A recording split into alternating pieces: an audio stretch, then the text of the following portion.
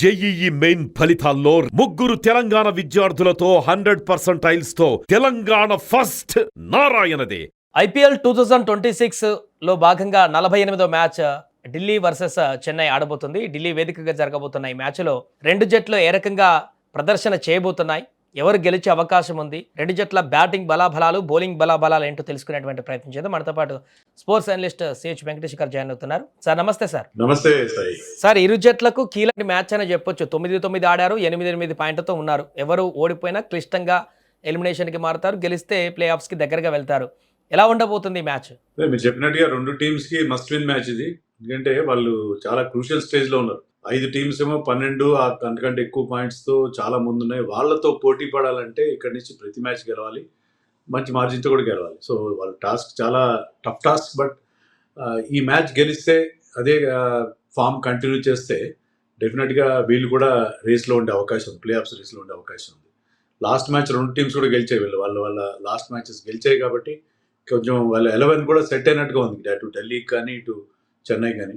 I think ఈ మ్యాచ్లో ఎవరు గెలుస్తారో వాళ్ళ ప్లే ఆఫ్స్ ఆశలు సజీవంగా ఉంటాయి. ఓడిపోయిన టీంకి almost they are out of the race అన్నట్టుగానే ఉంటుంది. ఒకటి ప్రధానంగా ఢిల్లీకి మిచెల్ స్టార్క్ ఎంట్రీ ఇచ్చాడు. లాస్ట్ మ్యాచ్లో అద్భుతంగా బౌలింగ్ కూడా చేశాడు, 3 వికెట్లు తీశాడు. సో తన ఇంపాక్ట్ ఖచ్చితంగా ఉంటుందంటారా డీసీకి?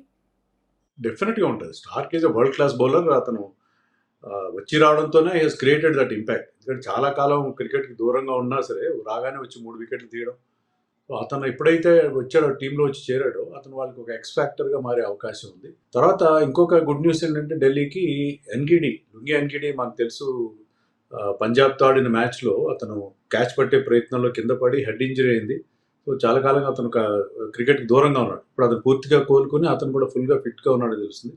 So Lungi Ngidi and Starc ఇద్దరు వరల్డ్ క్లాస్ బౌలర్స్ రావడంతో ఢిల్లీ బౌలింగ్ చాలా పదునెక్కే అవకాశం మనకు కనిపిస్తుంది. సో బ్యాటింగ్ బలాబలాలు చూస్తే రెండు జట్లను ఎలా కంపేర్ చేస్తారు? ఏది స్ట్రాంగ్గా ఉంది? డీసీ స్ట్రాంగ్గా ఉందా, సిఎస్కే స్ట్రాంగ్గా ఉందా? నన్ను అడిగితే DC is looking better side అని అనిపిస్తుంది నాకు. ఎందుకంటే కేఎల్ రాహుల్ సూపర్ ఫామ్లో ఉన్నాడు.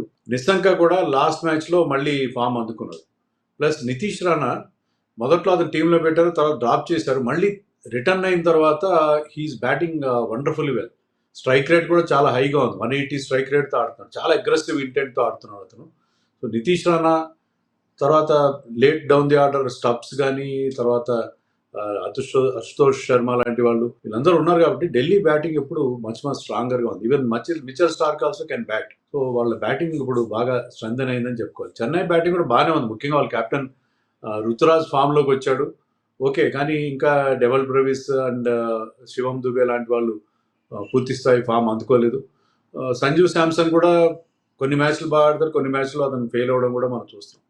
సో వాళ్ళకి వరీస్ ఉన్నాయి, ఎందుకంటే ఆశ్మాత్ర ఇంజరీ ఇలాంటి ఇబ్బందులు కూడా వాళ్ళకి ఖచ్చితంగా ఉన్నాయి. సో సంజు శాంసన్ పరిస్థితి ఏంటి సార్? ఒక మ్యాచ్లో ఆడుతున్నారు, ఇంకో మ్యాచ్లో కన్సిస్టెన్సీ రానటువంటి పరిస్థితి. గత మ్యాచ్లో కూడా విఫలమయ్యాడు.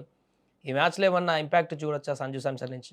సంజు శాంసన్ సాయి అతని ఆట తీరు ఎలా ఉంటుందంటే ప్రతి మ్యాచ్లో కన్సిస్టెంట్గా ఆడే ప్లేయర్ కాదు, కానీ అతను ఆడిన రోజున అతను కనుక మంచి ఫామ్లో ఉన్నాడంటే he will win the match.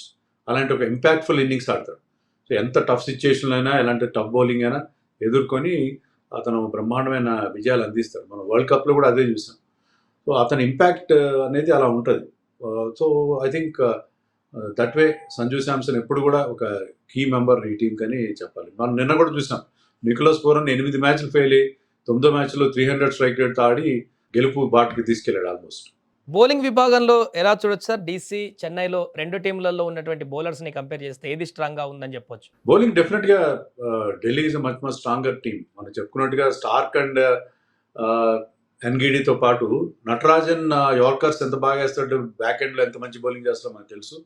ఇంకా అక్షర్ పటేల్, కుల్దీప్ యాదవ్ అంత గొప్ప ఫామ్లో లేకపోయినప్పటికీ విప్రాజ్ నిగమ్ ఆప్షన్ కూడా ఉంది వాళ్ళకి. So I think Delhi is a much stronger team. But Chennai కూడా ఆఫ్ లైట్ వాళ్ళ బౌలింగ్ స్ట్రాంగ్ అయింది. ఒకప్పుడు స్టార్టింగ్లో చాలా వీక్ అనిపించినా కూడా వాళ్ళకి ముఖ్యంగా అన్షుల్ కాంబోజ్ ఇప్పుడు పర్పుల్ క్యాప్ రేస్లో ఉన్నాడు, డెత్లో మంచి బౌలింగ్ వేస్తున్నాడు. అలాగే మీకు న్యూ బాల్తో కూడా అతను వికెట్స్ తీస్తున్నాడు.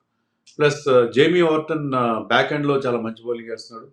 నూర్ అహ్మద్ ఫామ్లోకి వచ్చాడు. అఖిల్ హుస్సేన్ కనుక ఆడితే అతను పవర్ ప్లేలో కూడా బౌలింగ్ వేయగలడు, ఎందుకంటే ఇక్కడ ఇద్దరు రైట్ హ్యాండ్ ఓపెనర్స్ ఉన్నారు. సో రైట్ హ్యాండ్ ఓపెనర్స్ అగేన్స్ట్గా అతన్ని తీసుకొచ్చి పవర్ ప్లేలో అతని చేత కనీసం 2 ఓవర్లు వేస్తారని ఎక్స్పెక్ట్ చేస్తున్నాను. సో చెన్నై బౌలింగ్ కూడా బాగుంది, స్ట్రాంగ్గానే ఉంది. సో ఢిల్లీ వేదికగా జరుగుతుంది కాబట్టి ఈ మ్యాచ్లో ఆల్రెడీ లాస్ట్ మ్యాచ్లో చూసాను 264 కొట్టినా అక్కడ చేజింగ్ చేసినటువంటి పరిస్థితి.